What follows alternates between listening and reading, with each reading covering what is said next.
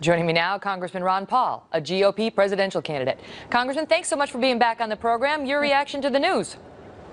No, I don't have much of a reaction. I wasn't sitting on pins and needles waiting for the reaction. Actually, if he'd have gotten in, it probably would have been a little bit better for me than by him staying out, because he would have diluted the votes of all the other candidates. So many have, speculated about whether he'd get in, and a lot of folks wanted him to get in. A Washington Post poll put it at, I think, 42%, said they'd like to see him join the race. That's 42% of Republicans and right-leaning independents. Why? Are they dissatisfied with you and the other members of the existing field? Well, I'll tell you what, the supporters I have aren't dissatisfied. They're the most solid of all the supporters. They don't come and go. So, and our numbers keep going up. So, yes, I think the others where their supporters come and go, they should be concerned. But obviously, it has not been settled. We haven't had a primary yet, and that's a couple months off yet. It'll be January before we know.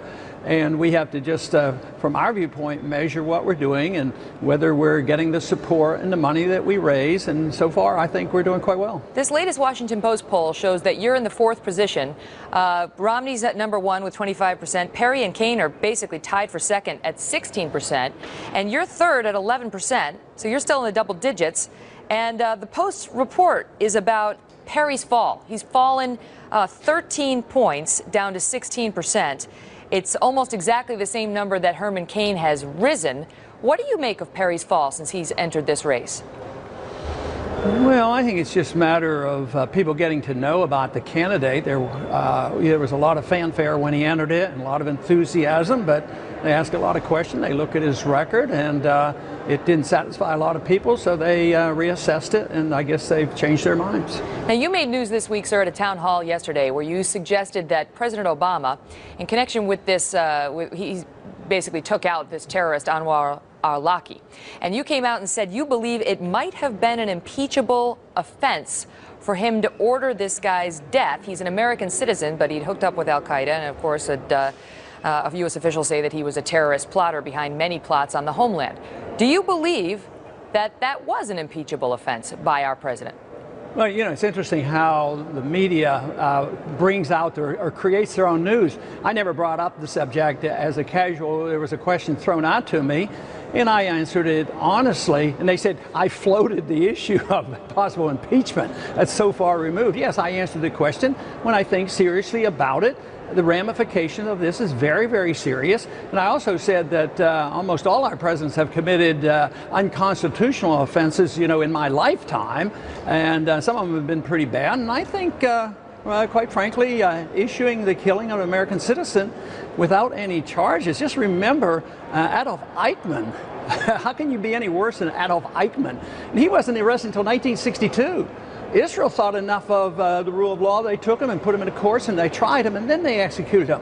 I like that respect for law that they, exemplified at that time. I don't know why we are incapable of doing that and emphasizing our Constitution. The Fifth Amendment is rather clear.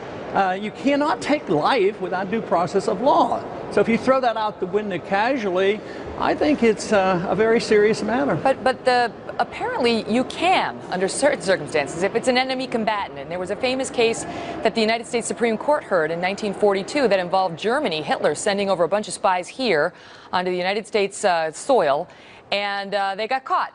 And those guys, by order of FDR, were tried. They were declared enemy combatants. They were tried by a military commission, and they were ordered to be electrocuted, which they were 7 weeks later in the electric chair, including an American citizen. The United States Supreme Court, when asked to intervene, said, we have no problem with it, unanimously. Now, I think what you're failing to include in your statement is the fact that there was a legitimately declared war against the country that declared war against us. There is no declared war. We haven't declared war since 1941. So there is a big difference of that. I mean, just now to say that al-Awlaki was an enemy combatant, the government hasn't presented any evidence.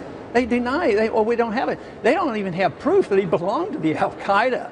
And I'm not defending the guy. He's probably a very bad guy. But what I'm doing is defending the process, and I'm defending innocent American people who someday could possibly be treated this way. This is the way we lose our liberties, incrementally. And when I see what's happening at our airports and the loss of our privacy and the invasion of and searches and seizures, without a search warrant, I think that people should realize this, and they should be very concerned.